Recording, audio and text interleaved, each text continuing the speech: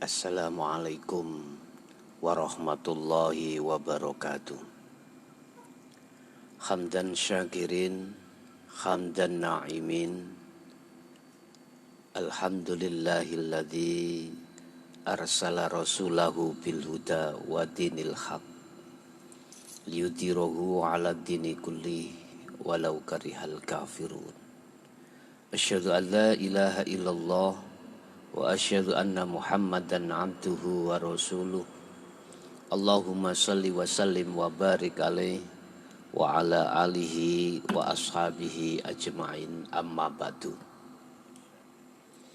Bapak Ibu hadirin, saudara-saudaraku dimanapun Anda berada, alhamdulillah dalam kesempatan siang hari ini kita masih diperkenankan untuk berjumpa.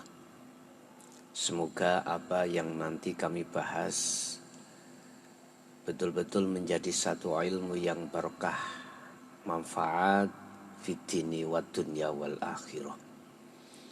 Bapak Ibu hadirin jamaah rahimakumullah. Sesuai dengan hukum yang telah diberikan Allah terhadap hambanya, yang hambanya betul-betul bersedia membawa satu amanah dari Allah. Yang amanah tersebut adalah tidak akan pernah hati atau ruh itu menyembah selain daripada Tuhan yang Maha Esa. Dalam Islam dikatakan Allah. Akan tetapi Allah menghadapkan beberapa hal yang disebut sebagai ujian. Wa'lamu annama amwalukum wa auladukum fitnah. Duniawiyah dihadapkan terhadap kita, dan di situ mengandung satu pertanyaan, liyabluwakum ayyukum ahsanu amala, atau tidak. Di situ hati kita lari kemana? Apakah lari terhadap duniawiyah ataukah lari terhadap Allah? Semuanya itu jawabannya di hati Anda masing-masing. Di situ pasti ada dua kelompok. Yang pertama lari pada Allah, yang kedua lari terhadap selain Allah, yang disebut sebagai duniawiyah. Nah, disinilah Bapak Ibu dimanfaatkan oleh hawa nafsu pada diri kita untuk menyeret kita keluar dari perjanjian atau keluar dari amanah yang pernah kita emban dan kita sanggup untuk menjalankannya. Berkenaan dengan hal itu Bapak Ibu, di sini kami akan memberikan satu tema, bahwasanya duniawiyah adalah sebagai belenggu dalam dirimu. Dunia sebagai belenggu bagi siapa? Dan duniawiyah sebagai motor atau fasilitas bagi siapa? Tadi saya katakan hati manusia terpecah menjadi dua. Ada hati yang menghambakan diri terhadap Allah, ada yang hati menghambakan diri terhadap nafsu atau syaitan. Bapak Ibu, sesuai dengan tema duniawiyah adalah sebagai belenggu rantai pada dirimu, itu maksudnya bagaimana? Oleh karena izinkanlah kami akan membahas sekitar ahli hijab terkait menghadapi duniawiyah ini. Sebelum kami menjelaskan sekitar ahli syuhud. Ahli hijab golongan kita ini, manakala hati dihadapkan kesenangan duniawiyah, apa yang terjadi? Secara otomatis dan saat itu juga refleksi kita pasti akan nyantol di situ. Pasti akan ngerespon langsung rasa mahabbah kita, rasa condong hati kita. Itu secara otomatis.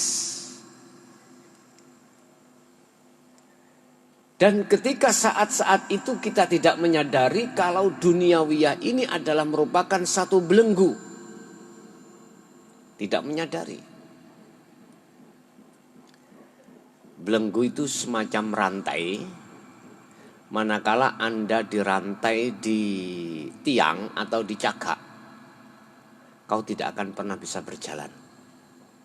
Hanya tempat di situ aja. Hati manusia tidak akan sampai pada Allah manakala hatinya terbelenggu dengan duniawiyah. Kita yang ada di golongan ahli hijab tidak menyadari hal itu. Allah sudah memberikan satu pernyataan atau memberikan satu peringatan di dalam surat Al-Insan ayat 4. A'udzubillahi minasyaitonirrajim. Inna a'tadna lil kafirina salasila wa aghlan wa sa'iron. Sungguh kami telah menyediakan bagi orang-orang kafir, menyediakan apa? Rantai atau belenggu dan neraka yang menyala-nyala. Bapak Ibu, di dunia, saya bicara di dunia, tidak di akhirat. Apa yang dikatakan secara syariat di akhirat. Ayat itu tadi. Cuman ayat ini kami bahas di dunia ini. Allah sungguh akan menyediakan satu belenggu atau rantai terhadap siapa? Orang-orang kafir. Yang kami maksud orang-orang kafir itu adalah secara hakikat adalah orang yang betul-betul belum mengenal Allah dari sisi zatnya. Kita masih mengenal dari sisi namanya. Bapak Ibu, kita tidak merasa kalau setiap saat dan waktu kita telah disediakan Allah sebuah mata rantai atau rantai untuk mengikat hati ini, dan pada akhirnya hati ini tidak bisa sowan menghadap terhadap Allah dengan benar. Jangankan di luar sholat, di dalam sholat pun kita tidak akan pernah bisa. Bapak Ibu, Allah menyediakan rantai atau belenggu dan neraka di situ.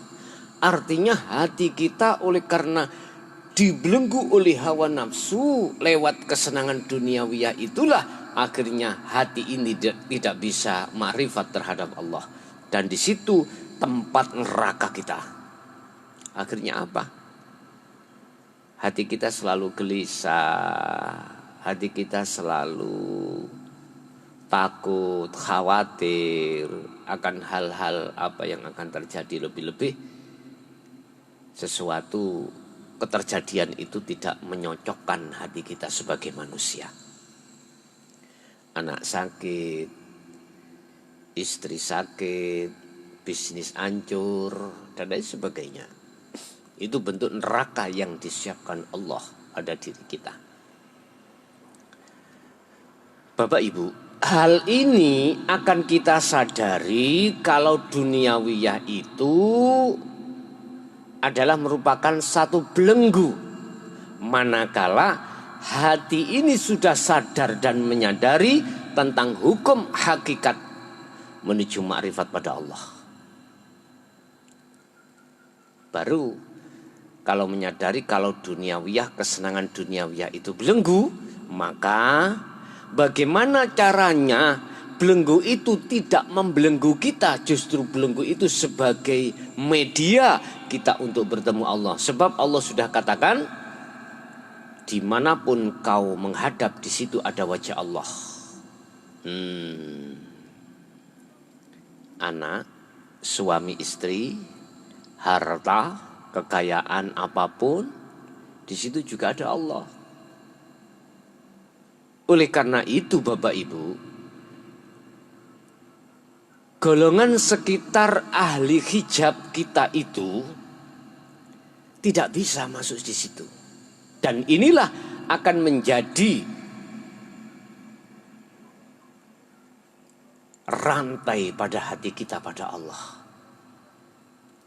Sampai tua pun kita kalau masih tetap di situ, tidak sadar kalau duniawiyah itu adalah belenggu. Ini sekitar kondisi situasi golongan kita yang ada di ahli hijab. Bapak Ibu, untuk ahli syuhud, berhubung dia sudah menyadari dan paham bahwasanya kesenangan duniawiyah itu adalah merupakan satu belenggu, maka tidak mungkin bagi hati beliau-beliau ini akan menjalin cinta kasih terhadapnya. Justru sebaliknya, beliau-beliau akan menjalin cinta kasih hanya terhadap Allah Subhanahu wa ta'ala. Tentunya berhubung secara fisik ada di dunia, maka kesenangan dunia beliau jadikan sebagai media fasilitas untuk liqa pada Allah Subhanahu wa ta'ala. Otomatis dia akan mengerti dan paham caranya bagaimana dia untuk melakukan hal terpuji seperti itu. Anak istri secara fisik kita masih gembul, kita masih campur. Harta benda juga begitu, tiap saat dan waktu kita kerja ya kerja dan lain sebagainya. Tetapi hati tetap dalam kondisi kemerdekaan pada Allah Subhanahu wa ta'ala.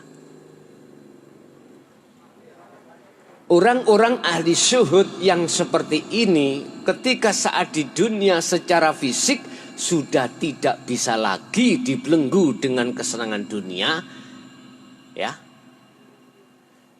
Secara hati dia tidak terbelenggu oleh kesenangan duniawiyah, walau fisik mereka ini masih berinteraksi terhadap kesenangan dunia.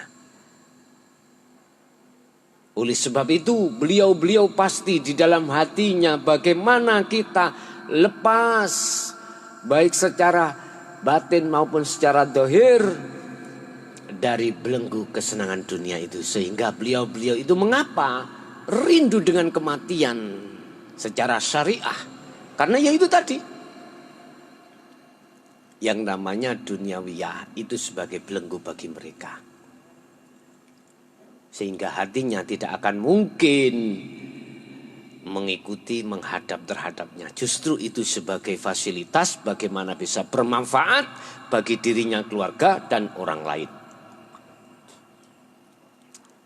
Bapak Ibu, Allah sudah mengatakan terkait komitmen dan keadaan kekasihnya. Ala inna awliya la khaufun alaihim walahum yahzanun. Bagi mereka hanya selalu ingin berjumpa terhadap Allahnya. Dia tidak ingin berjumpa hatinya terhadap selain Allah. Otomatis kematian buat beliau-beliau itu hal yang tidak ditakutkan tetapi dirindukan. Kematian secara syariat maksud saya, ya. Karena apa? Bebas. baik secara batin maupun secara zahir. Bebas aku, bebas, bebas dari belenggu, bebas sekarang, bebas. Lah disitulah wis ibarate cara panjenengan ngono, mari dipenjara terus dikeluarkan dari penjara, terus piye raosi?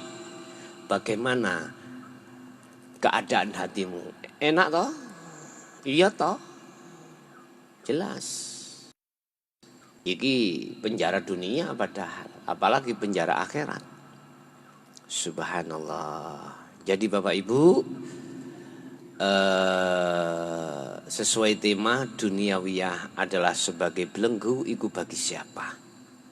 Bagi mereka yang sudah menyadari mana yang paling penting dan mana yang tidak penting. Mereka itulah ahli syuhud, sehingga hatinya tidak mungkin mendekat pada belenggu. Sedangkan kita ahli hijab tidak menyadari kalau kita selama ini terbelenggu dengan duniawiyah yang pada giliran akhirnya susah tatkala kita diterangkan di dalam hukum hakikat menerimanya. Semuanya itu 1001. Makanya apa yang kami bahas ini sebetulnya hal yang sangat tidak diharapkan oleh mereka-mereka. Tetapi kami tetap mencoba terus dan menunggu kapan giliran Anda menyadari tentang hal yang amat penting ini. Hanya satu harapan saya, semoga Allah senantiasa memberikan Anda hidayah sehingga bisa menerima apa ajaran Allah langsung di hati Anda. Dan semoga sedikit ini bermanfaat. Kami akhiri, ihdinas siratal mustaqim. Assalamualaikum warahmatullahi wabarakatuh.